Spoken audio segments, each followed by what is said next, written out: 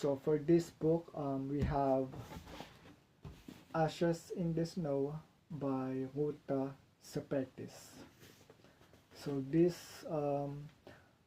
novel, it is a historical fiction, and like most historical fiction I've read, the tone of this novel is gloomy.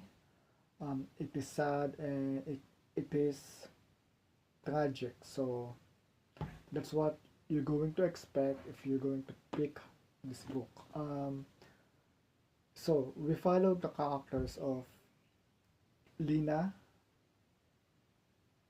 Jonas, the brother, and the mother. So we follow those three characters. The story is set in Lithuania during World War II. So while Hitler was um, was invading other countries, Stalin was doing his own invasion. So he was annexing other countries, and one of those countries happened to be it happens to be Lithuania, where our main characters live. So so we have the NKVD, the military force, the military police force, which is now the KGB, which is later evolved into KGB. The NKVD, which promotes Stalin's values, took the Vilkas family, and the Vilkas family didn't know where they were going. Okay, so the family does not know where they were headed. As a reader, during those first chapters, you get to have a feel that the Vilkas family and their father, specifically their father, um, there were hints where um, it makes it sound like they were rebels. Pro, um, they were fighting against Stalin. So that's how I interpreted it. That's why they were picked from the house and forced into a long journey toward the camp, the prison camp. So that's what I feel. But it's more than that. So we're not going to have um, any characters who are fighting against Stalin or fighting for um, Lithuania's independence, because most of the book, Lina was questioning herself why their family was taken, and we as a reader was also assuming why the family was taken. And so the family was taken, forced into a cart with other prisoners. So there were other prisoners, and these prisoners, they became close with our main character. So the bald man, the grouchy woman, Mrs. Rimas. So they were in a train track. Lina met a young man named Andrews. So Andrews and Lina and Andrews, the romance storyline, it felt a little young adult, but this novel is far from young adult. So she met Andrews, and the feelings developed. Throughout the story, Lina was looking for a way to send a message to her father. So she did it through her drawings, through symbols that her father would understand. So Lina drew messages and symbols that and she passed the message. So she passed this small piece of paper one person to another, hoping that it would reach her father, who was also taken, who was already taken prior to the family being taken by the NKVD. So Lina was hoping.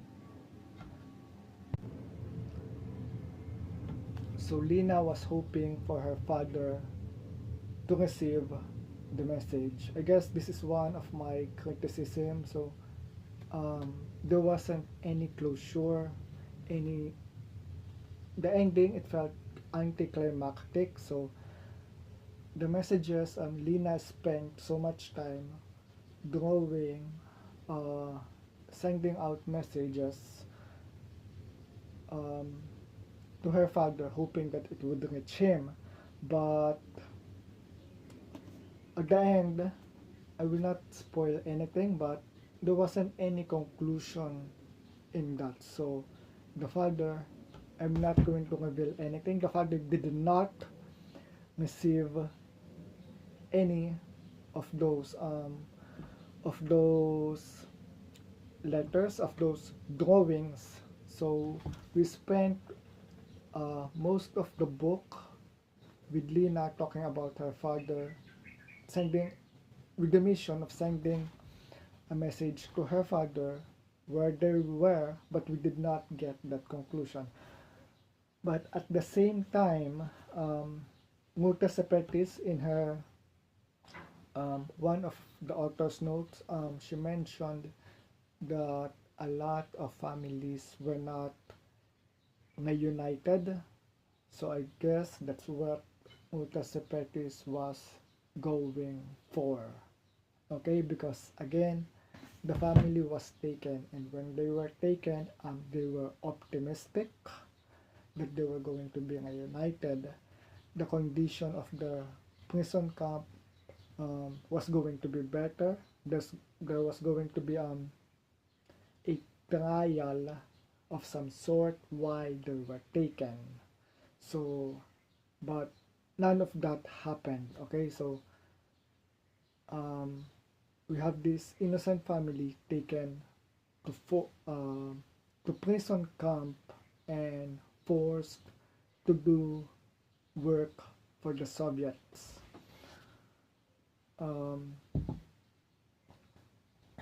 What else? So about half middle part of the book, Lina and Andrews, they were separated. So that's another um,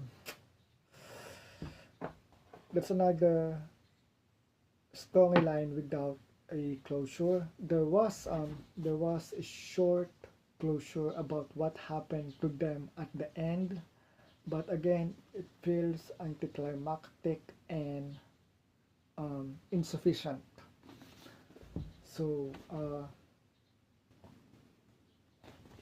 what else? So we have our characters. They were in a train, so they were struggling. They were like forced inside the small train cart with so many people. So they were like a can sardines. So the first arc was the train, the journey, and then the prison camp. So the prison camp, they were abused and they were not treated well. So they had to find means just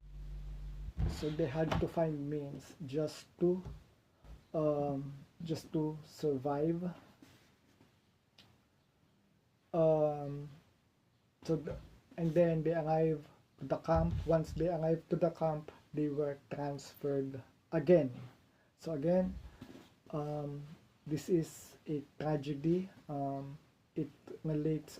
This is a fiction, but the events happened. So there were Lithuanian people who were forced out of their home. They traveled in a train, and they were sent to forced labor camps.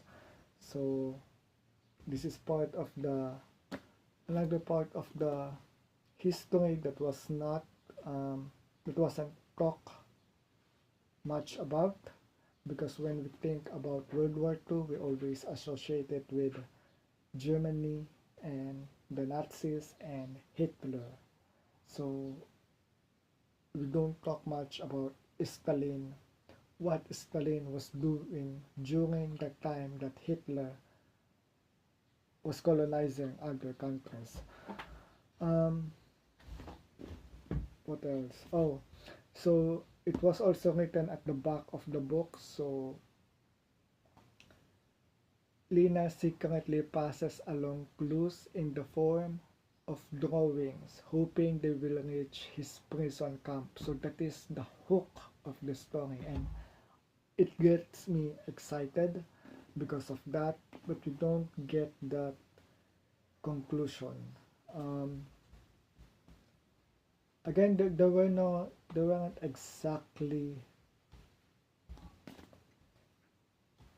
there were annoying characters who live with the Vilkas family, but those annoying characters were people who were just trying to survive. Um, Also, it has this novel. It has a movie. So if you just want to watch something about it, you can go find it. I just don't know where. Um, yeah. Also, Lina, the book, it transitions from the present and the past.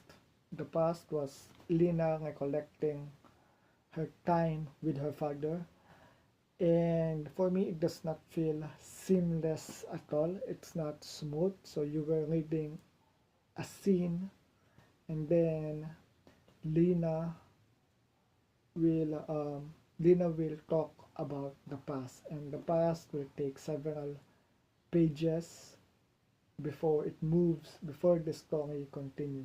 So it does, the present and the past, it does not feel seamless to me. I guess that's my other criticism for this book. Um,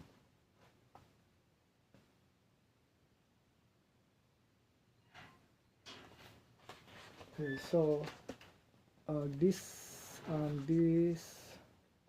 part is the present, while the italized part, this is the past. So it does not feel seamless to me, and I want I want to feel the transition to be smooth, but I guess that's just small thing.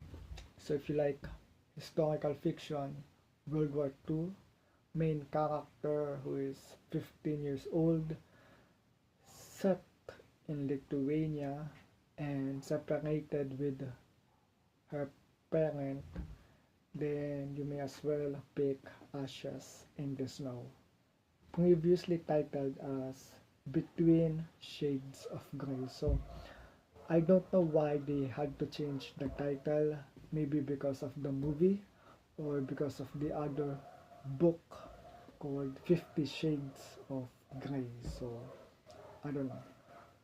Out of 10, I will give this a 7. This is my third book from Ruta Sepetys now. So the first one was Salt to the Sea.